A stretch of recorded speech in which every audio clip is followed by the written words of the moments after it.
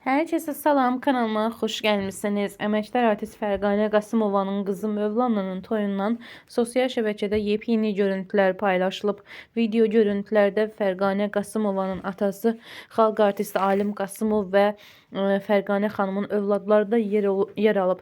Fərqanə Qasımovanın kürəkənindən də xahiş olub. Həmin görüntüləri sizlərə təqdim edirəm. Mən o gün Fərdə dedim ki, Fərdə, mən səni belə sevdim, belə gördüm, qızımı sənə belə verdim, xahiş edirəm. Bir ömür belə qal, mənim qızımı belə sev, mənim qızımı bir ömür belə əziz. O da mənə söz verdi.